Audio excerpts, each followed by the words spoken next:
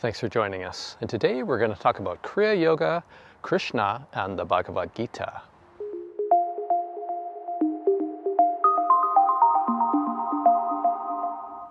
So the Bhagavad Gita is really an allegory. It is an epic poem that comes from the Mahabharata, which was penned by Vyasa. And the Bhagavad Gita is really an allegory for the internal battle of the devotee or sadhaka, spiritual aspirant. And this internal battle is between the unwholesome tendencies and the wholesome tendencies. And so within this Hindu epic, there is the Prince Arjuna, who is part of the Pandava brothers. And the Pandavas are a family that is in contention in a battle with the Kauravas, who are their cousins, their evil-minded cousins. And so really the battle takes place on the field of Kurukshetra. And so this battlefield, this Dharmakshetra, Kurukshetra, is really a symbol for the internal battle that happens when the aspirant, the spiritual aspirant, is in meditation. And so prior to this battle taking place, Arjuna, who is head of the Pandavas, and Duryodhana, who is head of the Kauravas, get a chance to make a choice that is given to them by Krishna. And Krishna is a local king who knows both families. And Arjuna gets to choose first. He gets a choice between either Krishna's counsel or the might of his armies. And wisely, Arjuna chooses the counsel of Krishna. And so in the beginning of the Bhagavad Gita, Dhritarashtra, who is symbolic of the blind sense mind, gets to survey the battleground to see what is happening. Dhritarashtra said, "On the holy plain of Kurukshetra, Dharmakshetra, Kurukshetra, when my offspring and the sons of Pandu had gathered together eager for battle, what did they, O Sanjaya?" And so Sanjaya here is a reference to introspection and insight.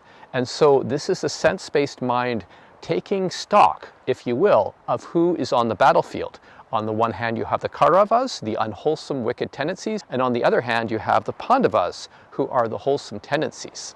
And as the Bhagavad Gita unfolds, it is really about Arjuna understanding what is happening on the battlefield. Initially, he has resistance to fighting his evil-minded cousins, the unwholesome tendencies, because he sees them as his kin.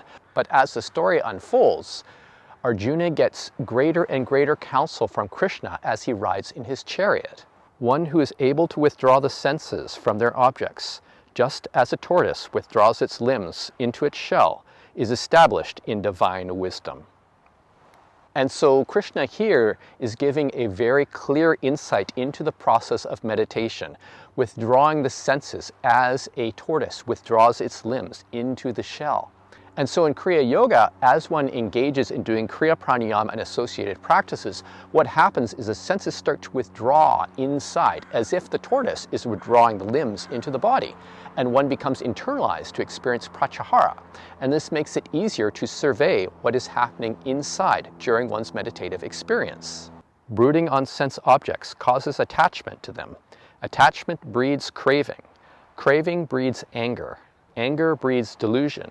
Delusion breeds loss of memory. Loss of right memory causes decay of the discriminating faculty. From decay of discrimination, annihilation follows. And so here Krishna is giving a key insight into understanding the nature of suffering. And that really comes from identification with sense objects, the senses of sight, of sound, of taste, of hearing, of smell, of touch, and also mind objects. As one becomes attached to those sensations as they arise, craving arises. And craving, if there's still attachment there, leads to clinging, to the rationalization of why somebody would crave to that. And when there's continuing attachment with clinging, it turns into habitual tendencies, which creates a sense of identity around it, an inventory, if you will, of why one would make certain choices over and over again. And this, in turn, leads to birth of action, which precipitates karmic results. So we can see here that the attachment, the identification with these sense phenomena, the craving, the clinging, the embodiment, and the birth of action will lead to karmically binding results. The man of self-control, roaming among material objects with subjugated senses and devoid of attraction and repulsion, attains an unshakable inner calmness. And here Krishna is counseling Arjuna to let go of attachment, to let go of craving, to let go of attraction, to let go of aversion, because both of these are a form of craving, and to remain unattached and to develop an unshakable inner calmness. All karma, or effects of actions, completely melts away from the liberated being who, free from attachments, with his mind enveloped in wisdom, performs the true spiritual fire rite.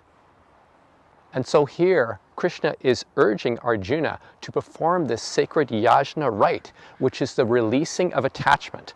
And although Krishna is often characterized in terms of the divine as the spirit speaking to the soul, one can also understand Krishna as the arising of intuition in meditation, the luminous mind, papasara chitta, that lets the meditator understand what is happening within the meditation, to give insights that provides wisdom. And this wisdom is precipitated by the releasing of attachment, which is the internal sacred fire rite, which provides true clarity of what one is experiencing in meditation and brings about wisdom. The Blessed Lord said, "To thee, the uncarped one, I shall now reveal the sublime mystery. Possessing intuitive realization of this wisdom, thou shalt escape from evil." This intuitive realization is the king of sciences, the royal secret, the peerless purifier, the essence of Dharma. It is the direct perception of truth, the imperishable enlightenment, attained through ways very easy to perform. Men without faith in this Dharma attain me not, O scorcher of foes, Arjuna. Again and again they tread the death-darkened path of samsara. And so here Krishna is really talking about the intuitive realization that happens in meditation, the arising of intuition. And in Kriya Yoga, this is a state of mind that not many Kriya yogis tend to get in. It is within the realm of the state, which is called neither perception nor non-perception, sometimes talked about as the 8th jhana, or the 4th arupa jhana, or ayatana. And this is a state in which the intuition can manifest. It is called the luminous mind, or the quiet mind, papasara chitta. And it provides a true clear insight and wisdom arising from any phenomena that occur in meditation. But to get there, one needs to perform this true spiritual fire rite, this yajna, this releasing of attachment. And in deep meditation, as one is performing this releasing of attachment, one eventually becomes disinterested, experiences a disenchantment with arising sense phenomena that is always arising and passing away. It is impermanent, it is impersonal, and if one clings to it, it creates suffering. And as one lets go further within meditation, one's mind inclines towards dispassion, viraga, where the mind is not interested in any phenomena at all. It becomes completely dispassionate. And then when one least expects it, the mind stops. One attains contact with the unconditioned absolute nibbana. And this brings true perception of truth and imperishable spiritual enlightenment. So if you have any questions about this video, feel free to send me an email at info@modernkriya.com. Also check our website at modernkriya.com and our YouTube channel. So thanks for joining us, and we will see you next time.